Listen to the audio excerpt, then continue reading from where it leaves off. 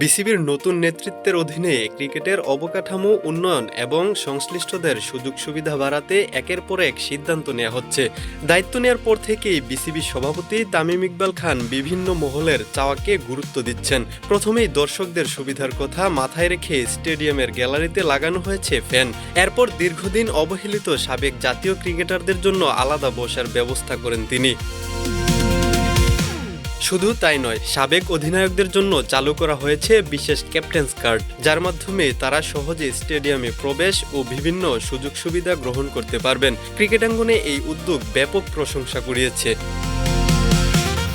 আর এবার নজর দেওয়া হয়েছে বর্তমান ক্রিকেটারদের অন্যতম গুরুত্বপূর্ণ চাহিদার দিকে। মিরপুর শেরেবাংলা জাতীয় ক্রিকেট স্টেডিয়ামে নির্মাণ করা হচ্ছে একটি আধুনিক সুইমিং পুল।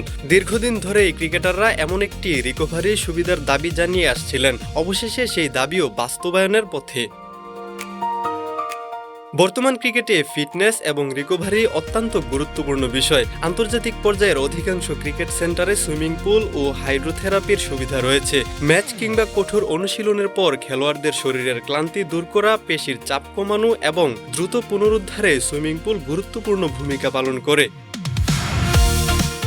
বাংলাদেশের ক্রিকেটাররা এতদিন এই সুবিধা থেকে বঞ্চিত ছিলেন, ফলে অনেক সময় বিকল্প ব্যবস্থা নিতে হতো। নতুন এই উদ্যোগ বাস্তবায়িত হলে জাতীয় দলের পাশাপাশি বাংলাদেশ এ দল, হাই পারফরমেন্স ইউনিট এবং বয়সভিত্তিক দলের ক্রিকেটাররাও উপকৃত হবেন।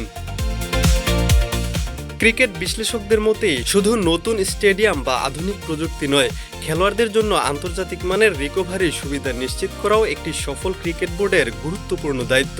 সেই দিক থেকে এই প্রকল্প ভবিষ্যতের জন্য ইতিবাচক বিনিয়োগ। ক্রিকেট প্রেমীরাও সামাজিক যোগাযোগ মাধ্যমে বিসিবির এসব উদ্যোগ নিয়ে ইতিবাচক প্রতিক্রিয়া জানাচ্ছেন। অনেকেই মনে করছেন দর্শক, সাবেক ক্রিকেটার এবং বর্তমান খেলোয়াড় সবার প্রয়োজনকে গুরুত্ব দেওয়ায় ক্রিকেট প্রশাসনের নতুন সংস্কৃতির সূচনা হয়েছে। যদি এসব উদ্যোগ সফলভাবে বাস্তবায়িত হয়, তাহলে ভবিষ্যতে বাংলাদেশের ক্রিকেটে আরও আধুনিক, আরও পেশাদার এবং আন্তর্জাতিক মানের পরিবেশ পাবে বলেই আশা সংশ্লিষ্টদের। Desk report, campus Times.